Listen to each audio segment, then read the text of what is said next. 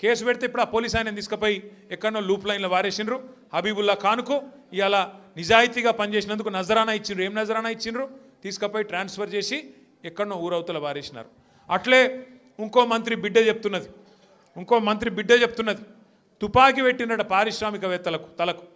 ముఖ్యమంత్రి గారి ఇంటెన్క గెస్ట్ హౌస్లో తుపాకీ తలకు పెట్టి పైసలు వసూలు చేస్తున్నారు. ఇక ఇట్లా తయారైంది. ఇక మీ ఎమ్మెల్యే ఉన్నాడు, పేరేమో గాంధీ, చేసే పనులన్నీ గాడిసే పనులు, ఒక్కటి సక్కడి పని లేదు. 11 ఎకరాలు కబ్జా పెట్టిండు కుత్బుల్లాపూర్లో. 11 ఎకరాలు కబ్జా పెట్టిండు. మొన్న మనోళ్ళందరూ పోయినరు కబ్జా పెట్టి. ఇప్పుడు ఆ కబ్జా పెట్టిన భూమి కోసం మీరు గెలిపిస్తే బీఆర్ఎస్ పార్టీలా అందులో పోయి చొరవడ్డాడు. ఎంత గలీజ్ అంటే పరిస్థితి. వీళ్ళ పరిస్థితి ఎట్లా తయారైందంటే ఎమ్మెల్యేలది మన పార్టీలోకి వెళ్ళిపోయి ఆ పార్టీలో చేరినది. ఇవాళ వాళ్ళు ఏ పార్టీ చెప్పుకోలేని పరిస్థితులు ఉన్నారు.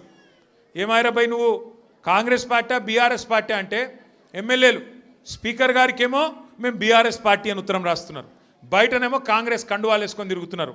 ఇక స్పీకర్ గారేమో కళ్ళుండి చూడలేని ధృతరాష్ట్రుడు అయిపోయింది పాపం. ఆయన కనబడతలేదంట. గాంధీ కాంగ్రెస్లో తిరిగేది మీ అందరికీ తెలుసు గల్లీలలో, అని స్పీకర్కు తెలుస్తలేదంట. గాంధీ మంచోడు, చాలా మంచోడు, ఆయన బీఆర్ఎస్ పార్టీలోనే ఉన్నానన్నాడు. మరి బీఆర్ఎస్ పార్టీలు ఉంటే ఇలా బీఆర్ఎస్ పార్టీలో అనిల్ రెడ్డి చేరుతుంటే మరి గాంధీ ఏడి ఉండాలి కదా. ఇక్కడ లోకల్ ఎమ్మెల్యే అంటాడు. నిజంగా మన పార్టీలు ఉంటే ఇక్కడ ఉండాలి కదా. ఇక ఎట్లుందంటే ఇలా పరిస్థితి. ఇప్పుడు మనుషులలో 2 రకాలు ఉంటారు, అయితే లేడీస్ ఆడోళ్ళు లేదా మొగోళ్ళు. మరి ఇప్పుడు మీ ఎమ్మెల్యే ఆడనా మొగనా మాకైతే అర్థమవుతలేదు. ఏమిటిది ఆయన? ఏ పార్టీ? కాంగ్రెసా బీఆర్ఎసా? చెప్పుకొని గంత భయమైంది.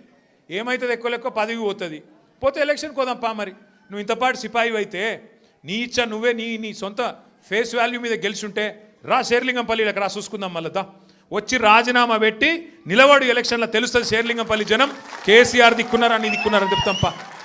ఈ చేతగానోళ్ళు 10 మంది సిగ్గులేనోళ్ళు మీరు గెలిపిస్తే అందులో పోయి జొర్రిను. పోనీ సొరితే అందులో జొరినమని చెప్పొచ్చు కదా. భయం అవుతుంది. ఎందుకంటే చెప్తే పదవి పోతుంది, సిగ్గు లేకుండా మరి ఆ పదవి విడిచిపెట్టకుండా ఇవాళ దిక్కుమాలిన రాజకీయం చేసి ఆఖరికి ఫంక్షన్ హాల్ కిరాయికి తీసుకొని అక్కడికి వస్తాం ఆల్విన్ కాలనీ కంటే నీకెందుకు భయం అవుతుంది?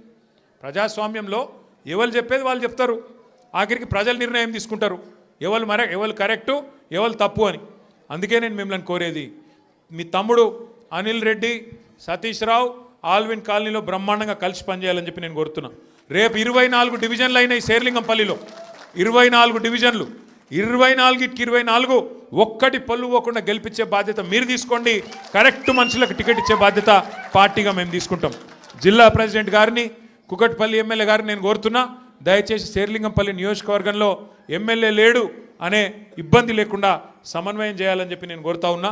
దయచేసి మీరు రాబోయే రోజుల్లో కూడా ఇదే ఐకమత్యాన్ని ప్రదర్శించి చక్కగా ముందుకు పోదాం. ఇప్పుడు అసెంబ్లీ సమావేశాలు వస్తున్నాయి 4 రోజులల్లో. తప్పకుండా శేర్లింగంపల్లికి సంబంధించిన సమస్యలు ఏమైనా ఉంటే మీరు మాకు చెప్పండి. మేము అసెంబ్లీలో కూడా మాట్లాడతాం, శాసన మండలిలో కూడా మాట్లాడతాం. ప్రభుత్వంతో కొట్లాడైనా సరే పని చేయిద్దాం. అట్లాగే రేపు కార్పొరేటర్ ఎలక్షన్లు వచ్చినాక కార్పొరేటర్లు మనోళ్ళే గెలిపించుకుంటే ఎమ్మెల్యే ఏం చేస్తాడు? ఏమవుతుంది ఆయనతో? కార్పొరేషన్ పైసలు చచ్చుకుంటే కార్పొరేటర్ల ద్వారా ఖర్చు పెట్టాల్సి వస్తుంది. ఎమ్మెల్యే దొంగల్లా కలిసిపోయినా మనం మాత్రం గట్టిగా నిలబడదాం, గట్టిగా కొట్లాడదాం, కలిసిమెలిసి ముందుకు నడుద్దాం. ఇక ఇలా